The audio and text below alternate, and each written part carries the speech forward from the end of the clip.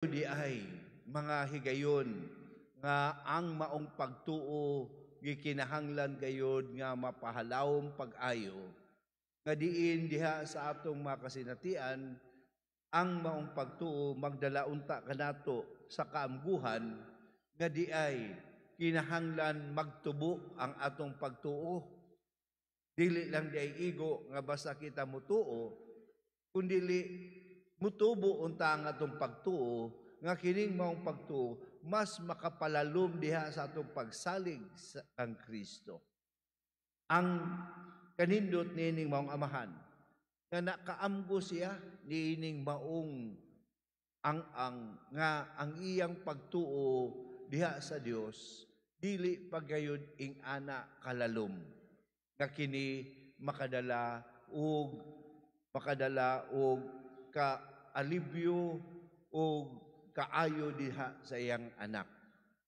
Busa nangutana gani ang mga apostoles kaniya nganong wala sila nakapahawa sa maong yawa ug ang tubag ni Jesus wala laing makapahawa nining matanga sa espiritu gawas lamang sa pag-ampo. Nan makita nato nga kung ang hisgutanan di ay mga isuon, ang pagpalawom sa atong pagtuo, dili gayud mulalom ang pagtuo, kung dili kita magaampo niini. Mauna ang kaanindot mga isuon, diha sa atong ebanghelyo, nga kumpleto rekado, wala lang hatagi sa problema, wala lang hatagi sa panghitabo, ihatagan pagyud sa solusyon sa maong problema o sa maong hitabo nga mao di ay nga ang akong pagtuo kinahanglan nako palawmon kini. Diha sa isgutanan mga igsuon sa atong Jubilee year, Jubilee of Hope. Mayngon nato nga yes, kitang tanan adunay pagtuo. Kitang tanan adunay paglaom. Kitang tanan adunay gugma. Faith, hope, and love. Theological virtues nga atong nasinati nga gihatag sa Dios kanato. Pero diha sa ebanghelyo karon atong tan-awon sa salamin nga kini ba nagalalom sa atong kinabuhi. Nagalalom ba kini nga diin kini makahatag kanatong transformation sa atong kaugalingon ug sa atong palibot. Dili siguro pinaagi nga kita makaayos mga sakit nga daghan sa atong palibot, kundi makaayos sa mga hiwi nga mga pamaagi, hiwi nga batasan, hiwi nga kinaiya, hiwi nga pagpuyo diha sa atong pagkakita. Kana siguro ang kanindot nga ibutang nato ang atong paglaom. Kanindot nga ang pag-ampo sa maong amahan, nga mingon siya, "Do na ko'y pagtuo, apan dili kiniigo, tabangi in town ako." Do na ko'y paglaom, Lord, pero dili kiniigo, tabangi in town ako. Do na ko'y gugma, Lord, pero dili kiniigo, tabangi in town ako. Kining maong mga pag-ampo mga igsuon, importante kayo nga ato kanunay nga himuon diha sa atong kinabuhi.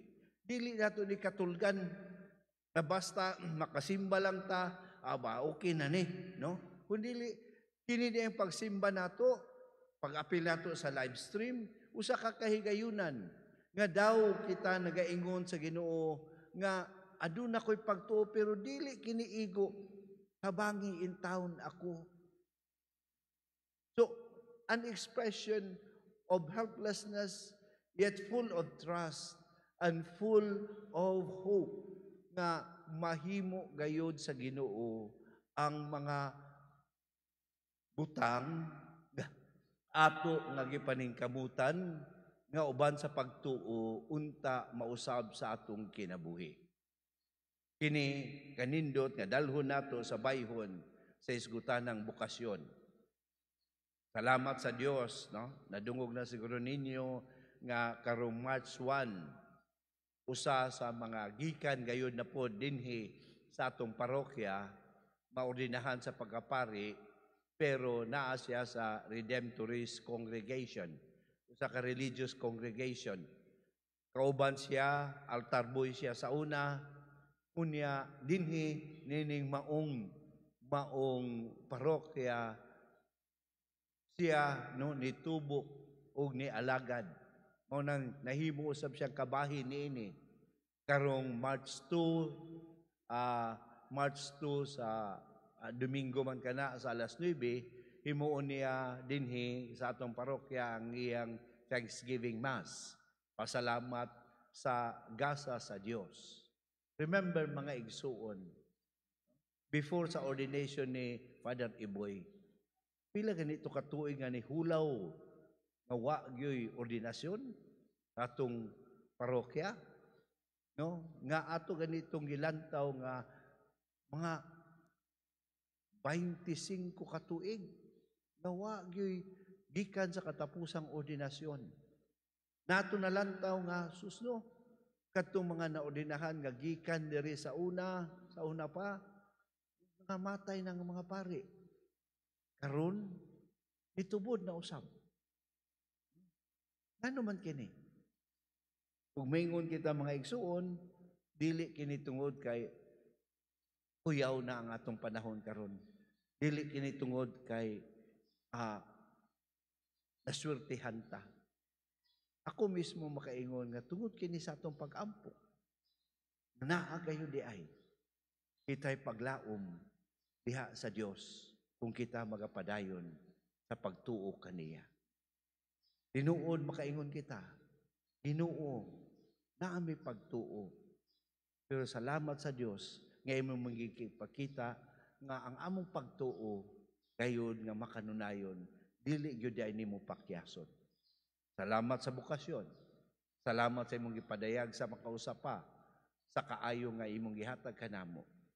Hinaot Ginoo nga pinaagi niini kami magapadayon sa among pag-ampo nga matuuhon, malaumon, mahigugmaon aron unta ang bukasyon mulambo sa among parokya o sa kinatibuk-ang simbahan. Amen.